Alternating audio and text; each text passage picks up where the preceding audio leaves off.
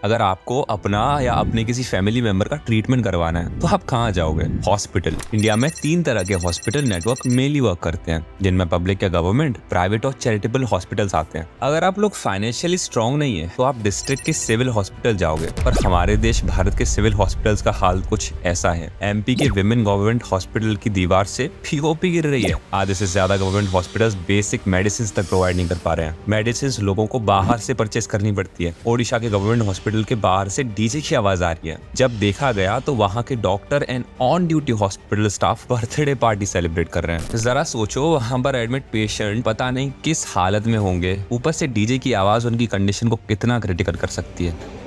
आराम दादा, आराम से लेना, आराम से लेना।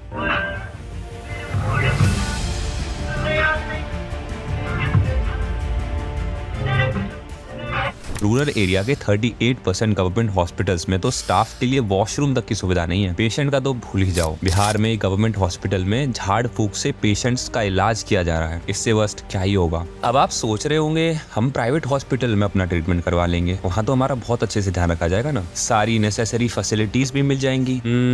Unfortunately India is not for beginners. Jokes apart, private hospitals का हाल तो गवर्नमेंट हॉस्पिटल से भी बहुत बुरा है। यूके टेलीग्राफ की इन्वेस्टिगेशन में पाया गया कि अपोलो हॉस्पिटल, जो इंडिया की one of the largest hospitality chain है, उसमें म्यांमार से आए लोगों को पैसे देकर उनकी किडनी निकालकर इंटरनेशनल मार्केट में कैश टू किडनी का रैकेट चल रहा है, जिसको ऑब्वियसली अपोलो हॉस्पिटल का ग्रुप डिनाई करता है। आप लोगों ने देखा होगा अक्षय कुमार की गब्बर इज बैक मूवी में कि हॉस्पिटल अथॉरिटीज पेशेंट के डेड होने पर भी उसको जिंदा बताकर उसका ट्रीटमेंट करती है। He's already dead, doctor. लेकिन उनको थोड़ी ये मालूम, जब तक उनकी जेब में माल है तब तक इसमें जान है। ये लीजिए बिल। तो मैंने सर्च किया कि इंडिया में ऐसे कितने केस हो रहे हैं या नहीं, बट उसके बाद जो मैंने देखा मैं खुद शॉक्ड हो गया। अहमदाबाद के एक हॉस्पिटल में एक स्वाइन फ्लू की पेशेंट एडमिट थी। उसकी डेथ हो जाती है, पर हॉस्पिटल और पैसा बनाने के लालच में उस डेड बॉडी का ट्रीटमेंट करने के बहाने उसे ज्यादा टाइम तक एडमिट रखता है। जब डॉक्टर उनकी वाइफ की डेथ के बारे में बताते हैं और उनको बिल पकड़ाते हैं तो बिल अमाउंट 31 लाख का होता है। उस पेशेंट के हस्बैंड कोटक ने बताया कि उनकी वाइफ तो 1 अप्रैल को ही एक्सपायर हो गई थी, पर डॉक्टर्स ने उन्हें 4 मार्च को ऑपरेशन के टाइम बताया। ऐसे ही तमिलनाडु के हॉस्पिटल में एक पेशेंट की डेथ हो जाने के बाद भी 3 दिन तक उसका ट्रीटमेंट करते रहे। लोग इनको भगवान का दूसरा रूप कहते हैं। नर्सिंग स्टाफ, डॉक्टर्स, ये सब एक्चुअल में भगवान होते हैं, क्योंकि इंसानों की जान बचाते हैं। पर इनके इस भगवान के रूप के पीछे इनका इतना घिनौना चेहरा छिपा है ना। एक 60 साल के बूढ़े इंसान को मध्य प्रदेश के शाहजहांपुर सिटी के एक हॉस्पिटल वालों ने हॉस्पिटल बेड से बांध कर रखा। क्यों? क्योंकि उसकी फैमिली मेंबर्स हॉस्पिटल को 11,200 रुपए का बिल नहीं चुका पाए। A middle class man is 1 hospital bill away from poverty. ये बात इंडिया के हेल्थ केयर सिस्टम में एकदम परफेक्ट बैठती है। According to reports, daily 4,300 people die in India due to poor hospital care. India में हॉस्पिटल्स का हाल कुछ ऐसा है कि अपने हॉस्पिटल्स में पैसा बचाने के लिए हॉस्पिटल के owner non MBBS doctor hire कर रहे हैं। एक तरफ ये हॉस्पिटल गवर्नमेंट हॉस्पिटल से 3 टाइम्स ज्यादा चार्ज करते हैं, ऊपर से इनकी सर्विसेज इतनी रिडिकुलस होती हैं, ये पेशेंट को पेशेंट नहीं एक प्रोडक्ट की तरह देखते हैं। कि जब तक नॉर्मल डिलीवरी हो नहीं जाती वो लोग वेट करेंगे। अरे नॉर्मल डिलीवरी होएगा तो बेटा हॉस्पिटल में माल कहाँ से आएगा? हाँ?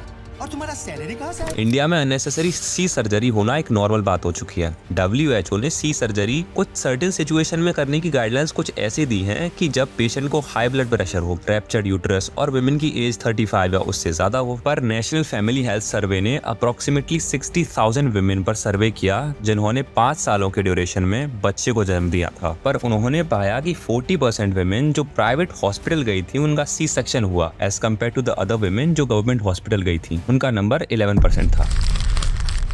भगवान का रूप या हैवान।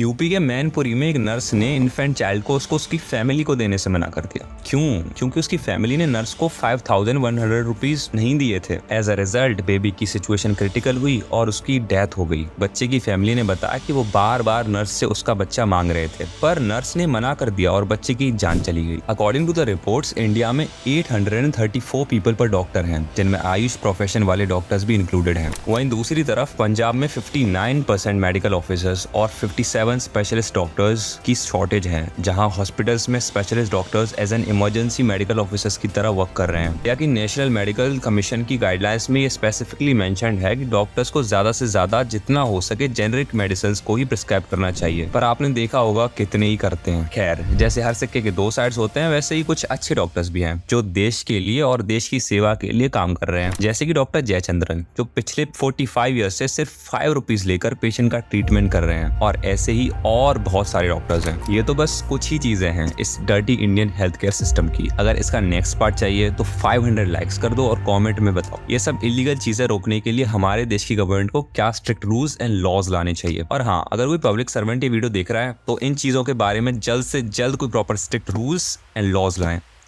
And don't forget to subscribe to Facts Fusion because you care about the truth. Let's break the norms. Jai Hind, Jai Bharat.